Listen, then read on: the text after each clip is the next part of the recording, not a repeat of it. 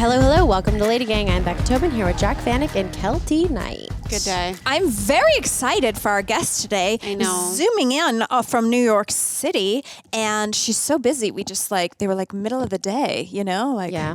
shenagling. What did you do to that sweatshirt? Oh, is it cut? Mm-hmm. This is one of the ones. Wow, it's sliced. Yeah, because why? I don't know. When we were on tour, Opening a box? I opened a box with a knife. Or I don't know if I did, but box this opener? seems like something I would do, and it sliced It does. And then I was like, well, I'll keep it. It looks kind of cool. I think I could do a little nitty so. I've seen people, they're starting to embroider I was going to Yeah. say you could do a colored... Yeah.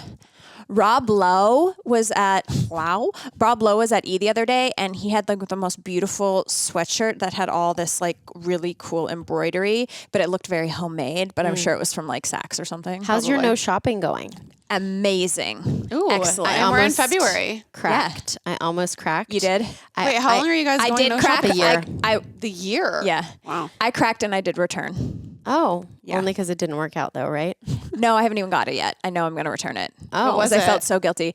It was a dress from Target. It was $28. It was a polka dot dress, and one of the producers at E was wearing it. It was so cute, and I was like, I have no weekend dresses because I got rid of everything ugly, and then nothing was left. And I ordered it online, and then as soon as I got the confirmation, I was like, I'm going to return this. I'm not even going to try it on. I was so mad at myself. Stay strong. I know, well. Because it's you have to go cold turkey, or else it's just... Because those little $25 Yeah. purchases. Got it. Well, I almost cheated because I found on Instagram shopping, there was a dress on sale, that Ciao Luca brand that I love so much. Their dresses are normally $400 or $500. Luca? Oh, never even heard of it. So cute. And they were having a sale, and one of the dresses was down to $120. And I was like, and then I saw that you could pay with PayPal, and I do have some money in there. Oh my God, I something. love when you can pay for PayPal. Right? Yeah. Is it the hidden So money? Yes, it's I just hidden. did that recently. And I was like, no, it's still money, Becca. It's Yeah. money is money is money. Yeah. So I didn't do it, and I'm going to be upset because, again, summer and spring dresses. Yeah. I have lost the summer dress, spring dress thing. We're going to talk about We this in need the to talk podcast. about it on the podcast because Yeah. it's a lost art form that I have. Well, actually, this goes perfectly into my good week, bad week. Okay, well, it's time for... Good week. Yes, it is. Bad week. Oh, no. Good week. Do you remember when Vivian Tu was on our podcast and Yeah. she said her friend created this app website called Yes. Alta Daily? Yes. That, well, I did it. How is I did it? I Wait, signed and up. describe what it is. Okay, so it is this website. They don't have an app version yet, and it's still in beta. But someone came to my house, and they photographed. It was supposed to be 150 pieces, but she let me have 300 double because I'm an influencer. Actually, she told me she ended up photographing 330 pieces, and they take a photo of literally everything in your closet. On a hanger? On a hanger, yeah. And then they remove the backdrop so it looks like it could be on a Pinterest tile, but not the basics. So you sign up, you go through and they're like, do you have gold hoops? Do you have a pair of jeans you love? Do you have a white sneaker? Do you have a white t-shirt? They don't use those, but it's the pieces that you have. And so she photographed everything, and then it was up that day. And so I'm now on the website. I've just begun putting outfits together. Cute. You need to what I'm learning from it is that you need to really play with it because I did just for fun, send me to a brunch. I want to Yeah. wear flat shoes or whatever. And that pants that it connected me with, from my closet, I would never wear with that shoe. And I just know that because I know the way they fit. But I do think, I was talking to her about it. She's like, the more you use it, the more it knows what you like the together. Your algorithm. style, yeah. Yeah, and your style. So you can go on and essentially pick the things from your closet and make outfits to remember, to be this would be a cute outfit. These are things Cute. I could wear. Genius. And then you can also see everything you own. And it's pretty awesome. That leads me to my bad week. It really is. I'm very excited to continue to use it. I think it's going to be a game changer for me. Yeah. I need to really figure out where I'm going, where I'm going to be wearing these clothes. But my bad week is the moment that this very fashionable woman came to the house in her long trench coat, in a great outfit. And she's like, when you guys look through my stuff, it's I know it's a joke. You're going to look at me and roll your eyes. But having a professional in your closet, it feels like a gynecological exam. Oh, yeah, in a it's way. intimate. It's Yeah. very intimate. And so there were times where she would put something on the floor. I was like, oh, no, that's an influencer thing. I'm going to wear it getting ready for the Grammys or whatever it is. I don't need I to- swear I didn't buy this. It's not a part of my collection that I wear out, But anyway, But when she was like, do you have any bags? And I had to walk her over. And I was like, I have a bag closet. And I opened it up. And then I thought, the smell of all my fake bags Hit her in the face. hit her in the face. And I was like, I really only wear that one and that one. And I pointed to the two real ones. But on this side, it's like fake Louis, fake Prada, fake Roe, fake Louis Vuitton. Obsessed. And I was like, you know, it seemed like a good idea till now. And then I noticed that she didn't upload any bags. Oh, So I was like, they're all fake. did she know? Did she? Because you know they smell. Yeah. Anyway, I was What do really they smell like? I They don't smell mine like don't smell- factory. Well, like, you must have gotten like the shitty version. no, one doesn't smell on its own, but when you have eight, Many. it smells like Teen Spirit. Teen Spirit. Go ahead. I'll go. Okay, my good week is Seinfeld is the best TV show of all time. We've been watching it like as Hot we're going new to bed. information from it Jack truly, Vanek. every time I Breaking watch it, news. I have a story. Okay. But we've been watching it like before we go to bed for like a half an hour, just as like a palate cleanser from all my true crime. And it's just like every episode hits. Like all Yeah. it's like they're all so relatable. Yeah. So there is this one episode that we watched. It was called The Hamptons, I think. And it had one of mine and one of Becca's recent experiences in the episode. And I'm like, only like it's from 30 years ago. And I'm like, how did this happen? Stays true. So in the episode, they're going to the Hamptons, and one of their friends that they're going to the Hamptons with just had a baby, and the baby is like really ugly. And like that's the whole premise of the episode is how ugly the baby is and like how much everybody's saying it's like such a pretty baby. And but Elaine, Jerry, and Kramer, like every time they see the baby, they're like, oh, like they can't even like look I at don't it. even remember this episode. It's so good. It's on there. All the seasons are on Netflix. You should watch it because it's so good. And I'm like, Becca's recent experience.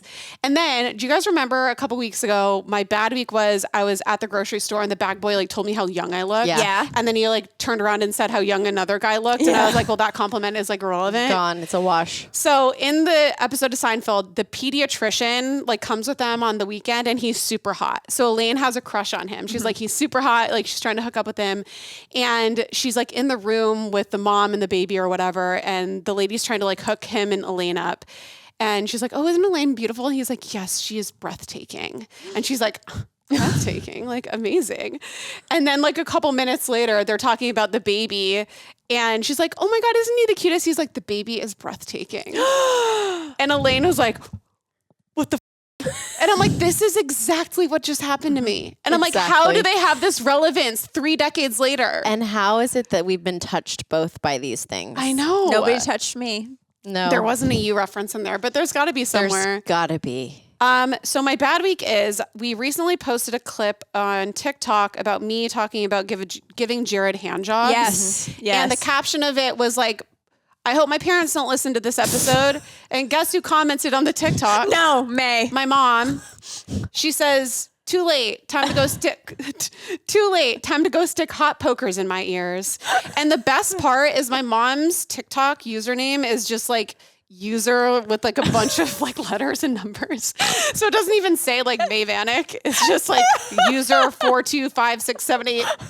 So, but I know it's her. But I've only figured out it's her from the comments that she's left me like over time. This is like my mom. I found my mom's Finsta. Really? Yeah, she accidentally was on her Finsta and left a "We're so proud of you, sweetie." And Yeah. I was like, Who's "Hold this? on, hold the phone right Yeah. now." And I was like, "This is not your Instagram." Yeah. And I was like, "Mom, do you have another Instagram?" She's like, "Oh, sometimes I can't get in one, so I log into the other." And I made her delete that. I was like, "You don't get a Finsta. I know you're listening to LadyGang. You Yeah. don't get a Finsta." That's amazing. I know. Oh my God. It's so Sheila funny. and May Does your could mom really get- scroll TikTok? Oh yeah. No, she knows about things more than I do. Wow. She is in touch. She's in touch. Yeah. Okay, so my good week is gonna be both of your bad weeks. Okay. Uh-oh. So you guys have your manifestation lists Yeah. and like all the things that you never I accomplished. didn't have one this year. I've beat you guys to it. What? I now play pickleball. I know how the game works. It's quite complicated. I know how to keep score, which is kind of the hardest part of pickleball. Well, because you have to do it in your mind. No, what do you mean you have to do it in your mind? You have to like keep it in your mind. Well, no, it's a complicated way they score. So it's Yeah. like the server, you have to call out the server number that's serving, and like, depending on what side of the court they're on. Then it's like then it's switched. Right. So that's the hardest part. It's very complicated. Are you wearing cute outfits? No. Thematic dressing. You know how I feel about thematic love dressing. It's like the best. I have a Fabletics like tennis dress that got, like I don't play tennis, but I'm saving it for when we play pickleball. It's gonna be so cute. Well, I hope that I don't become professional, semi-professional before you guys learn, because we won't be able to play together because our levels won't match up. Who are you playing with? Yeah. My friends in Austin, and it is very fun. But it's so fun. At one point, there were like 4 of us out there playing, moms. And then we were listening to like Biggie on a speaker. And I was like, tell me you're middle-aged without telling me you're middle-aged. Yeah. We're playing pickleball, listening to Biggie. Well, when Jared and I were playing pickleball when we went on our little like staycation thing, it was us and everybody else was over 70 years old. Oh, yeah. But I was like, this is for I belong. Is it a good workout? It can be if you do one-on-one, it's a really good workout. Yeah, because you're like running around. But I think the reason that 70-year-olds like it is because like it's not quite as much running. It doesn't have to be as much running as tennis. Low impact. But it's still good. You're walking like a lot of steps. It's still a good, It's a good like active. Your heart rate gets up. You don't think about working out. It's really fun. I get it. Yeah. Like I hype. never doubted it, because why else would the world be obsessed? Mm-hmm. But I really like it. So it's very fun. My bad week is that I have scraped every wheel on my car. Yep. And I have I'm taking it up with the car industry. Big car. I just thought that. Why are wheels scratchable and expensive? Mm-hmm. So expensive. It's the dumbest. Wait, scratchable? Like, does that mean it's the like rims. opening it? The rim. Oh, the rim. Not the tire. Oh, it's like scratching a tire. Like, why are we not making rims out of what we make airplanes out of, or space shuttles? Steel? Like, I feel like it's like, the gold on a ring is like, there's hard gold and soft gold. Yeah. We need to be making them out of diamonds, unfortunately. But also make it out of a tin can so that I could pop that bitch off and put it on when I fuck it up. It's thousands of dollars. I'm so sick of this big charade. Wait, is it like an aesthetic thing, or is it like a functional thing? Like, could you just leave it on? Of course I could, but it's up and scratched. So if I go to sell my car, it's going to be a ding off the price, because it's like thousands of dollars to fix these rims. And I'm like, it's like telling me to go wear a $2,000 shoe at a music festival. Like, why would I ever do that? Driving through the streets of a city with a hubcap that is, it's like, makes me want to scream. I'm pissed. Big car at it again. Big car. Do they have like bumpers I could put on? Yeah, you need a bumper. Like a bumper for a bumper like car. A little rubber cover. Like when you bowl. Is this our $1 million scrub daddy? If you had little pool noodles on your car, you know how like when you go down the car, they literally do that on Jeeps. They do? Well, they put pool noodles over like when you like take the top I need off. a pool noodle on all sides of my car, so when I hit something or someone, I don't think that's gonna help. I need it could something. help. Am I missing something? I just need somebody to tell me why it's so hard. Curbs come out of nowhere. Yeah, out of nowhere. Anyways, cars do too, when we come back, sick of we'll it. ask Tamron what she thinks. She'll When we know. come back. She'll know. The Lady Gang. Our guest today is a fashion-loving, 2-time Emmy Award-winning host who commands the TV every day with her deeply informative and thoughtful talk show, in which we once got so nervous and totally embarrassed ourselves and talked about snail trails to everyone in America for some reason. She's a lover of true crime and has a brand new book, in her Jordan Manning series, Watch Where They Hide. I finished it all in one sitting because it was that good. Please welcome back to the LadyGang, our queen, Tamron Hall. Welcome! Gang. I love it. How are you?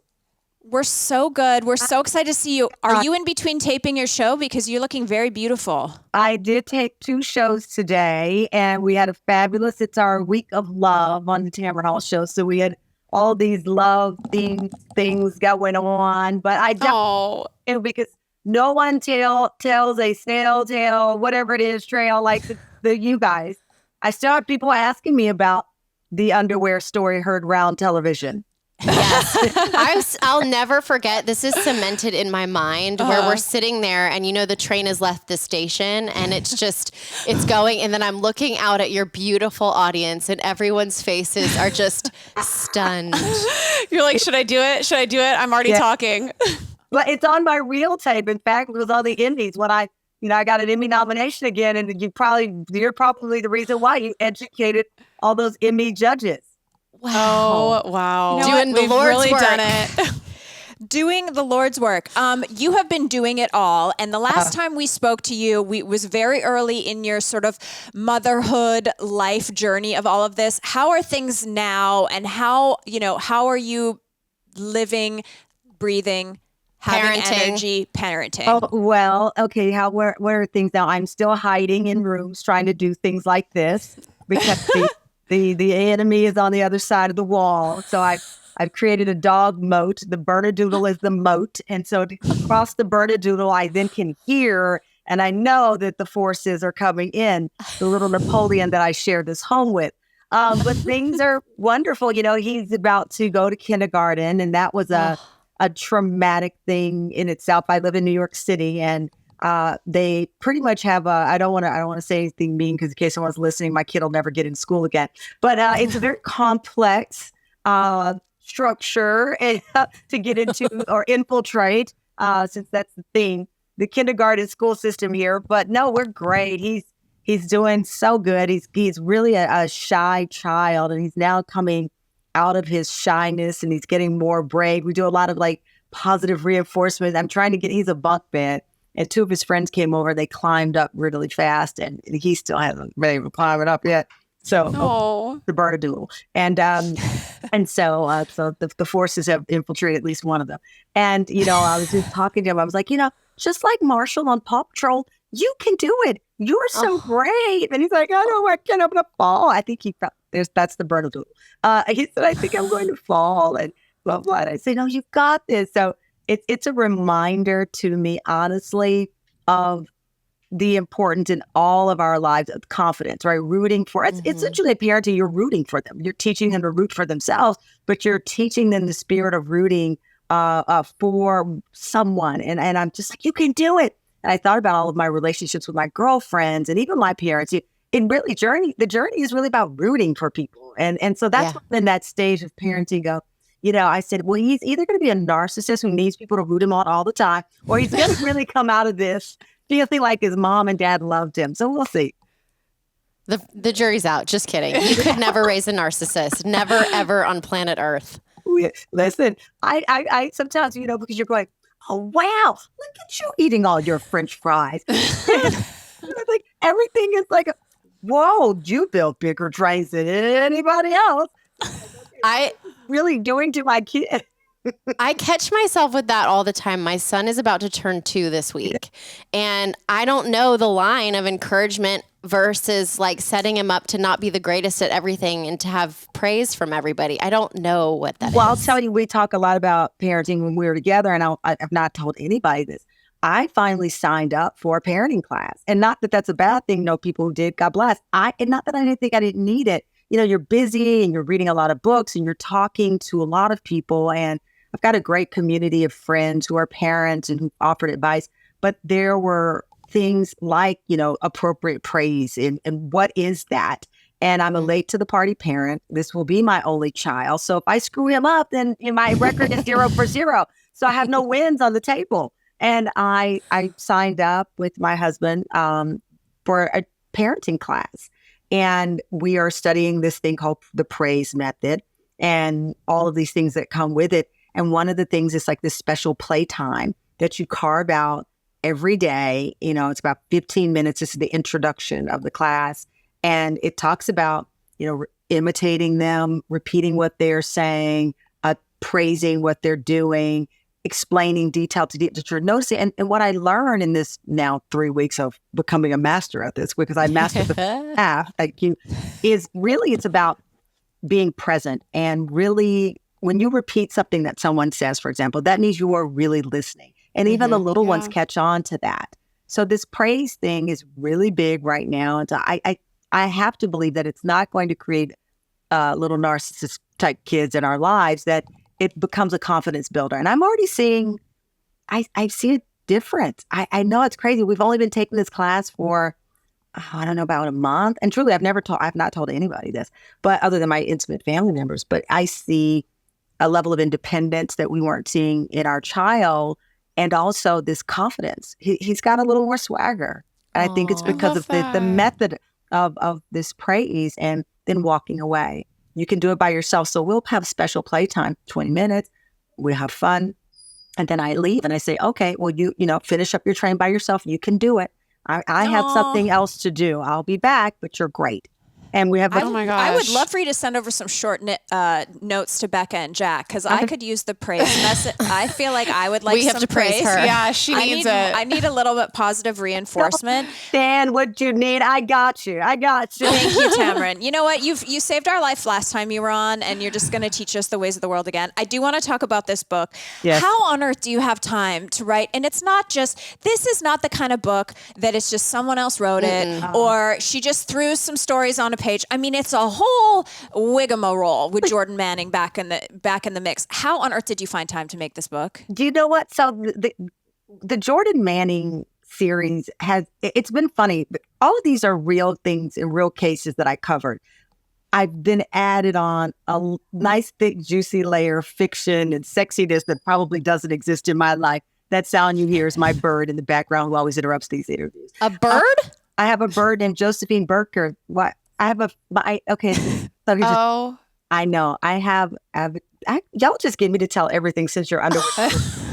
So I take a parenting class. The second thing is I have a obsession with birds. I have bird plates. I have peacock. I have a peacock that someone gave me. I did not taxidermy it. It was a gift. I have a beautiful albino, and please don't call me. I love Tamron. My godfather was a peacock farmer. Well, let's hook up. My husband knows the two things that I want in life before I leave this planet. I want a living peacock and I want a donkey. Those are the two things yes. prior to own above all else. So this bird we have, her name is Josephine Burker. She's a Senegal parrot, like Josephine Baker. And so she hears us in the other room. And now that the Bernedoodle has opened the door and I can't get up and close the door, the bird can hear us. So she wants in the LadyGang. So you have an official mascot of the LadyGang. There you have. Hell yeah! Wait, so does she repeat? She'll repeat things. She talks. She's a Senegal parrot. She'll say anything. I mean, she'll repeat, but it's all sudden. She's very. So here's the deal. She loved me until I got pregnant. I can't touch her now. She'll bite me. She'll bite my kid, but she'll bite anyone else in the house. So I feed her, and it's like this. I open the cage door, and I'm like, Josephine, get back, Josephine. And then I throw the food, and she's like this, and like perched, like ready to swoop like a hawk. And I essentially birthed this bird. Can't you tell? I birthed this bird. And I went to the airport. I went to a reputable, all that up and up and up. A bird dealer. Bird dealer. That sounds terrible. But I've had a pet bird my entire life. I had one for 18 years and he passed away when we moved here. So I got Josephine. Anyway, I'm digressed from my book. The book is inspired by real cases. This is what happens when we hang out. The book is inspired by real cases that I covered when I hosted Deadline Crime. And so writing the story really came from an authentic place of being on the ground and covering two cases that are very similar to this case that Jordan Manning is following. She gets a call about a woman who is missing. Has she decided to vanish from the life that was a lie, her husband and the relationship, or has something more sinister happened? So I covered a couple of cases, but two that never left the front of my mind because they're, these are real people, and I don't forget these things. And so I wrote that part easily, but I needed to have a twist because it's a thriller and it's juicy. And I started going down this rabbit hole. My poor husband, when he finally reads the book, he goes, "What is going on in your sick mind that you came up with that ending?" I was like, "I don't know. I don't know." So, but it's inspired by real things that, as a crime reporter, that I encountered, but also balanced with what is life like for a crime reporter. I always tell people, you don't get to just go home and forget what you covered. But I also wanted Jordan Manning to have a personal life. She's in her 30s. She's asking those what if questions. Why is everyone else getting married and I'm not? Am I putting work first? Am I ever going to meet the Mr. Right? There's a scene where she's on a date and she shows up and he's like, "Are you going to date me or are you going to date work? What's up?" And those are things that happen to me, but happen to women all the time, especially in your 30s. We're in that weird, funky age where career matters, but consistency in a relationship matters too. So that's what we see with her. Well, I love it so much. And I guess my next question is, I mean, you're going to continue to make these books, I think. I've already I mean, started the third one. Okay, yeah. But are you into the new trend of the smut books, Tamron Hall? Oh my God. So, do you know what the smut is? I'm going to guess, but you're going to tell me. Well, the smut's the sexy books. Tell me. It's like Colleen Hoover. But what does the acronym mean? Sexy, mature, right under the table. It's basically I would it's like soft porn. It's soft porn. Yeah. It's not porn, but it's like Danielle Steele for our moms. Like Skinamax, they used to call it. Okay, so here's the deal. Yes. I love to do that. The problem is I feel, because I got married late in life and I had a robust dating life, let's put it that way, that people will start to try. I write inspired by my life. Right? Mm-hmm. I write things that come from a place of experience. So if I start writing, some scene of muddiness, right? Then all of my exes are going to think it's them, my husband. I will be the fourth gang member in the bed because I will be in a marriage that's falling apart. I can only write from what I know. And I'm not ready to go down that road just yet. Okay. I need to hold on to some secrets. But when I do get in it, let me tell you, if I decide to get into that particular lane, it's going to be good. It's going to be fire. No, it's going to be fire. Yeah. That's what I mean. The fact thing, it's going to be good. It's going to be good. No, because you're a lady that was not a late bloomer because you were blooming, but late relationship bloomer where you were like, oh, I'm going to date longer. I'm going to have my kid later. You had lots of time to have lots of good stories. I was blooming. She was bloomed. I was really bloomed. I was dating and having healthy dating relationships. I wasn't convinced that marriage was the route for me. And I love being married, to be honest with you. And I love the idea of it, but I was never the person who, I didn't get the bridal books and say, oh gosh, this is how it's going to go down. I love looking at them because I love fashion, and I cried every wedding because I'm a hopeless romantic. I've even officiated 3 weddings, but the idea of, okay, this is how it has to go down for our connection to feel real, wasn't the case. And I'm actually on our show coming up, we're doing this genealogy thing, and they've got the Philadelphia Genealogy Society. They're tracing back my family. And I never wanted to do that, to be honest with you, and I recently agreed. And I apparently come from a long line of people who decided not to get married by choice. Wow. Like my grandfather did not have my mother. He didn't get married, I think, till my mom was, till he was 35. I'm sorry. He was 35 when he got married. He was born in 1901. That was unheard of. So I have a lot of people in my family, for whatever reason, did not embrace the formality, but were in long-term, committed, loving relationships, which is interesting. Even the women in my family, like we have things and documents where they were not necessarily keen on the formality of marriage, but had loving long-term relationships. Oh, that's so interesting. That's so interesting. One of my favorite things that you do on your show is your emerging designer series. Because you're such a fashion girl and you've been crushing it. And all the designers, there have been multiple days that I've watched you wear someone, and then I've gone on their Instagram and been like, could they make me a dress for the Oscars? Like, they're so amazing. So you're doing the good work. But what are your fashion things you're dying over for 2024? Oh, what are you into? What are you loving? What do you want more of? I've always been into the cowboy collections, but now this Louis Vuitton collection with Pharrell, Beyonce with Act 2 being cowboy. I just went on the road with Miranda Lambert, and she has her line that I love. She sent me a jacket, and she sent me these incredible red suede cowboy boots that are sick. I'm really into the glam cowboy. I find it just so refreshing.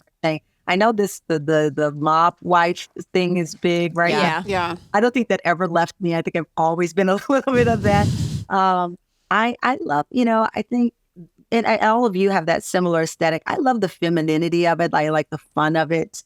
I love feathers, which was really big trend last year. But I think I'm really into this cowboy, sexy cowboy thing. I think it, and Miley Cyrus, I mean, my God. Oh my God.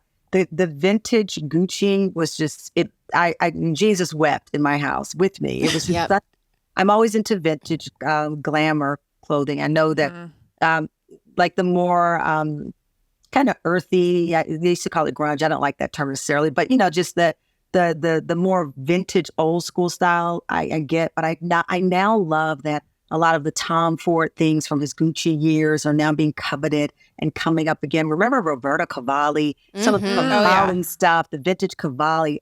I credit Rihanna for that because she really has brought back that 90s, early 2000 vintage where it was that high disco glam, that Michelle Pfeiffer and Al Pacino Scarface glam. I'm here for that. I'm very specific. That is a great reference. I know. It's actually crazy. No, and I love that. And I love that I can't imagine. Every time I watch you, I'm like, there's no way she can come out with another good outfit today on the Tamron Hall show. And just stop. Every time. It doesn't stop. Every time. Love Crush that. it.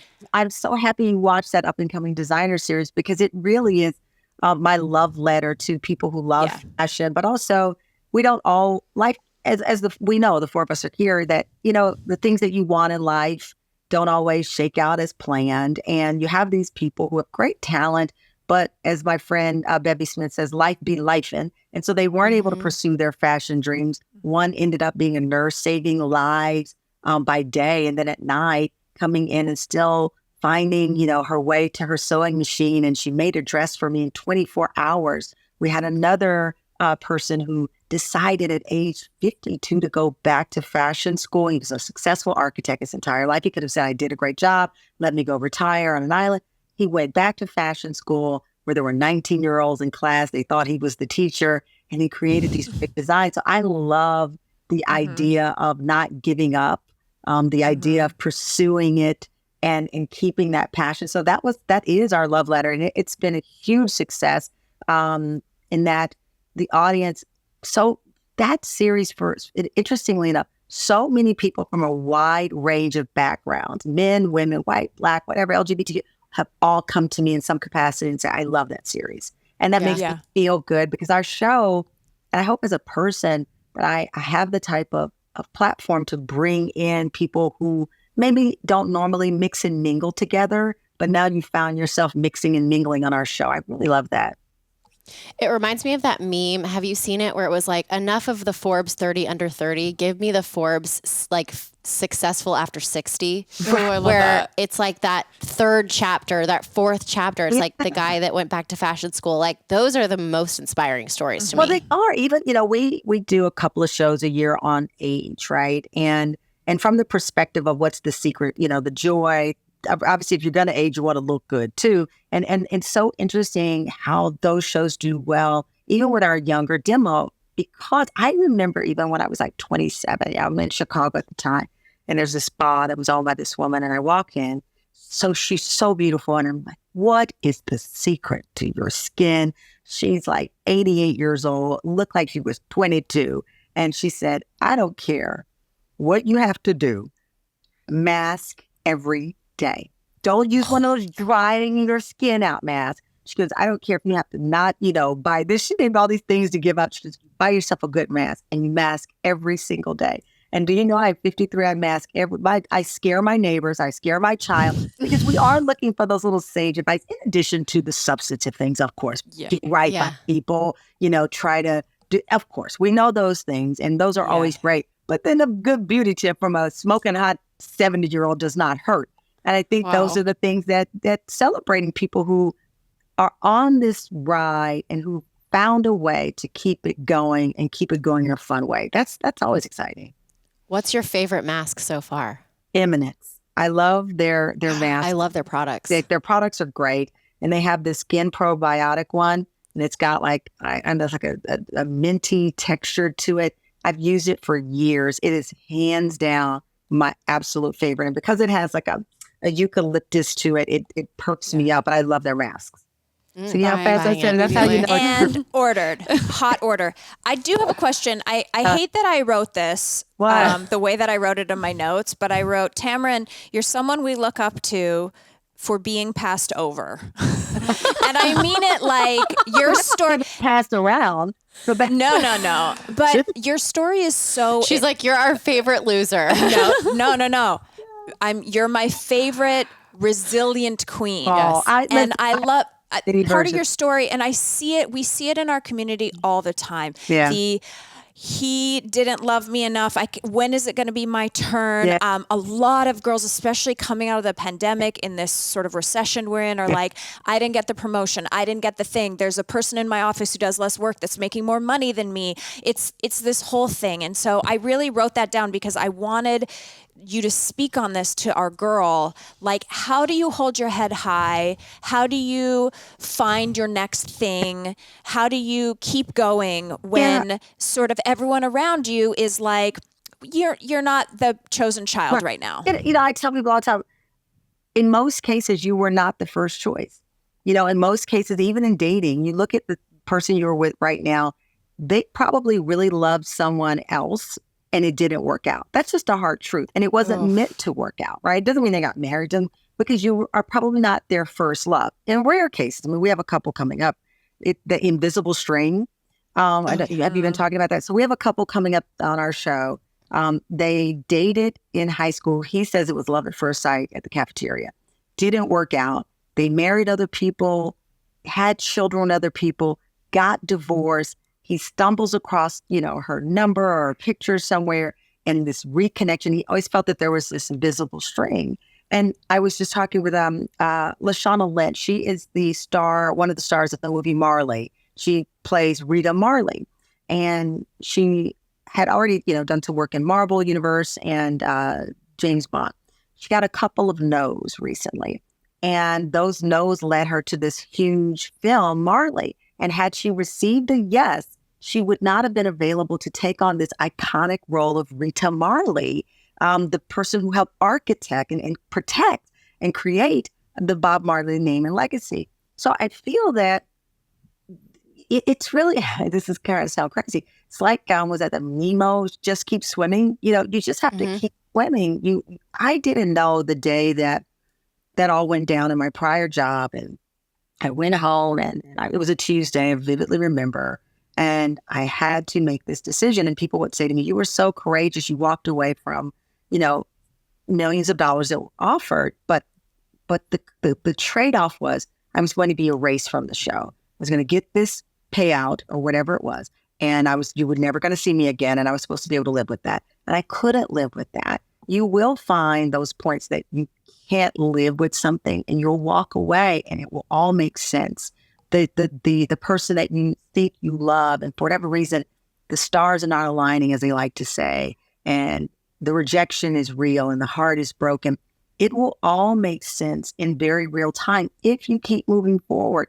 I thought once I went into an interview and I just knew I'd killed it. I was like, sign the contract, send it my way. And I did not get that job.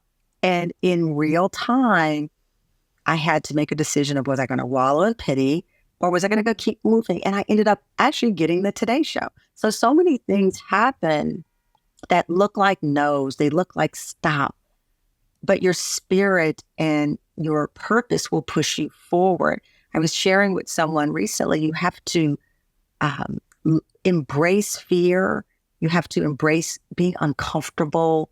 You have to embrace it. It's a part of life. I have a 27-year-old nephew and a 22-year-old niece. And I think why I'm so at ease having this conversation is I have it with them all the time. And they don't see me that way, right? They're like, there's no way you were 27 and feeling this way and had angst. And, I'm like, you don't think I stayed up listening to every love song trying to figure out if Bonnie Raitt has the secret to keep this relationship going or whatever? And, of course. And getting them to understand that life is such a fun book.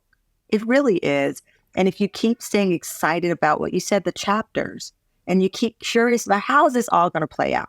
None of us are where we probably thought exactly we would be. You might have had an idea, but right now, and staying curious about how your own book will play out.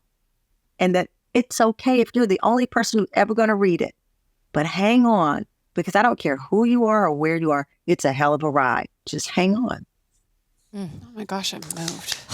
On that note, Tamron Church.